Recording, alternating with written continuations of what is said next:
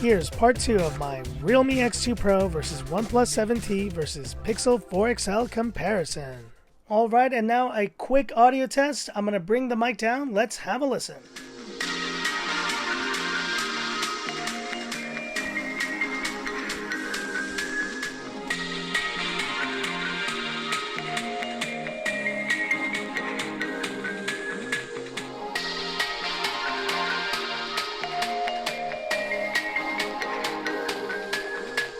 What can I say? Very interesting result here. Now the Realme X2 Pro is definitely still the loudest of the bunch, but it just doesn't get to the audio quality levels and experience of the 7T and the Pixel 4 XL.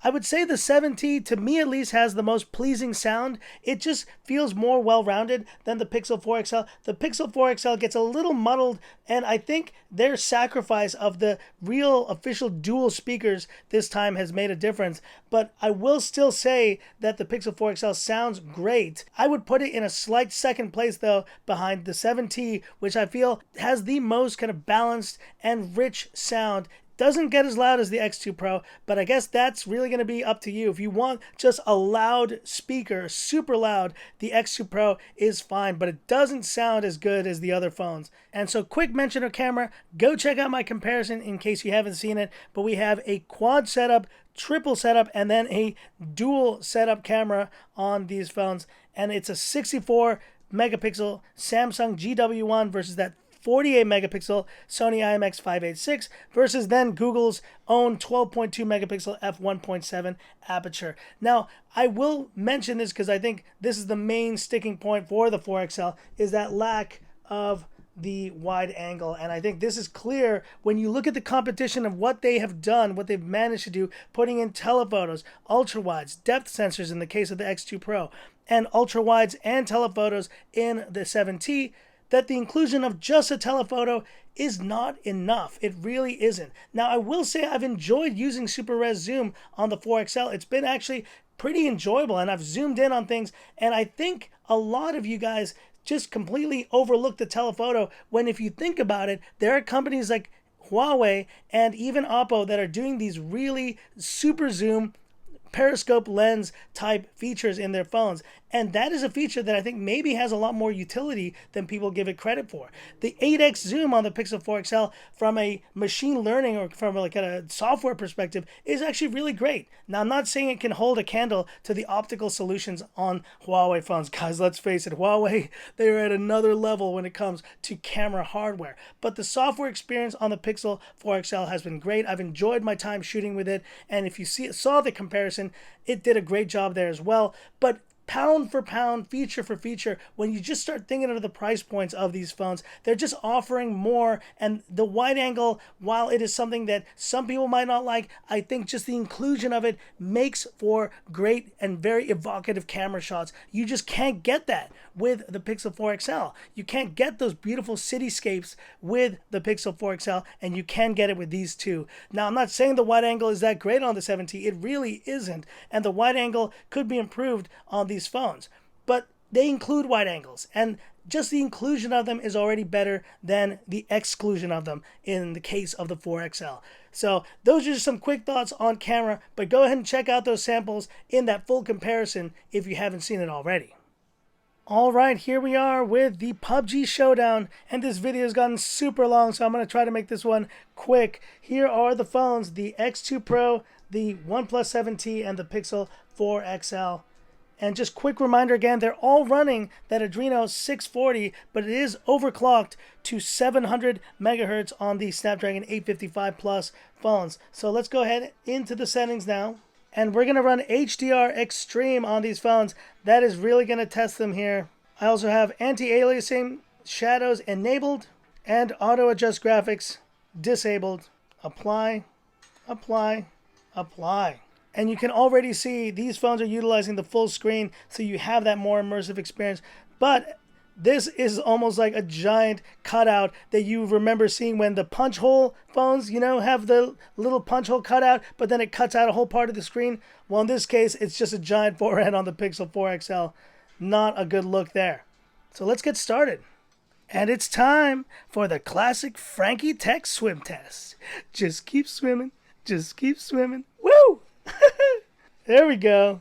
And it looks like the X2 Pro and the 7T are in the same game, while the Pixel 4 XL took a while to get into the game. So that's one negative already against it. At the plane jump, let's see how we're doing. Looking good on the X2 Pro. Still cool to the touch. 7T as well. And the 4XL is also doing well. But gosh, this really is an eyesore, isn't it, when you're playing games? Let's get down to the surface, get some guns, get some action. Getting started on the 7T because I'm getting shot at already. We gotta get going. Let's go to that building and get some guns. And running on the Pixel 4 XL, gotta get some action here. This is my actual login, so I've played a lot more games on this file, so it should be a bit harder. Okay, so I got some guns now on the Pixel 4 XL. I'm getting shot at on the X2 Pro. Oh no. Come on, go get some guns. Now I got some guns on the 7T. Take that. Booyah, 2 kills, baby. And I had to hit the guy with my fists to get guns because I didn't have any. It was crazy. And they're shooting me again on the 7T. I can't get a break on this phone. Come on, take that. Oh gosh, this is terrible. This is terrible, guys. This is terrible. I'm out of ammo on this phone. Let's see if I can get some action here on the X2 Pro. This is going off the rails, guys.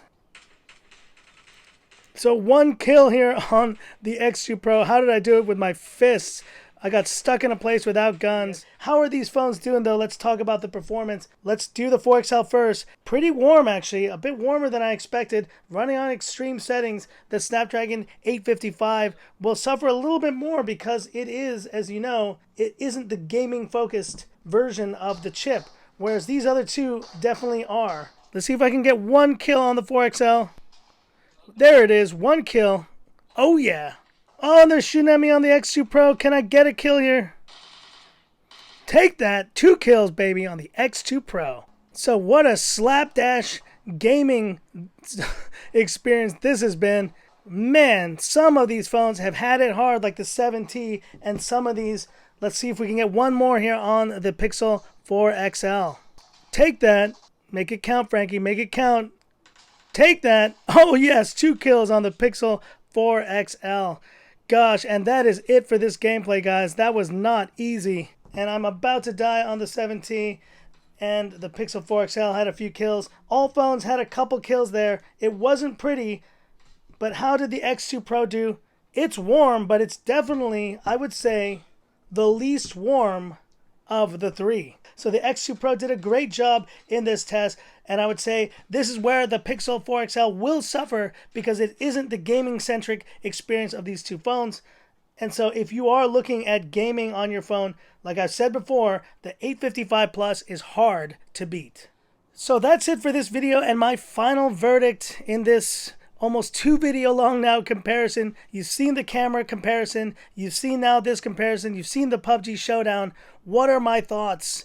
Well, we have to take price into context, I think, first. And price aside, there's a clear winner here. There's a phone that is just punching above its weight class. This is the X2 Pro, which, considering its price point of around $400 to $500, depending on where you are, where you will get that price, this phone is offering more than any other phone. This is the Pocophone of 2019, guys. And I thought the Mi 9T Pro was going to be the Pocophone of 2019, but who knew it would come from a different company in Realme. This is it. And while sacrificing those things like the Pocophone did, a slight build quality, it has added incredible features like quad cameras, 90 Hz refresh rate, and all this stuff. Just amazing value in this phone. But then the argument that I made last time was that I valued the software experience on the 7T, which is essentially the same phone as the X2 Pro, but more expensive. At $599, this phone is not cheap. It is not cheap, but it is still offering a lot, I think, to the table here in terms of build quality and in terms of just raw performance. The OnePlus 7T still brings something to the table that justifies the price. And that's kind of the key, justifying the price. Does the Pixel 4 XL bring enough to the table at $899 for this 64GB version that I have to justify the price? Unfortunately, it does not. And that is the major issue with this phone. If this phone had been priced even closer to the price of, let's say, the iPhone 11, which comes in at $699, or the OnePlus 7T that comes in at $599. With this spec list, with the experience, even the experience, and I love the experience. And if there's any phone of these that I continually want to use, it's the Pixel 4 XL. The Pixel experience is a great experience.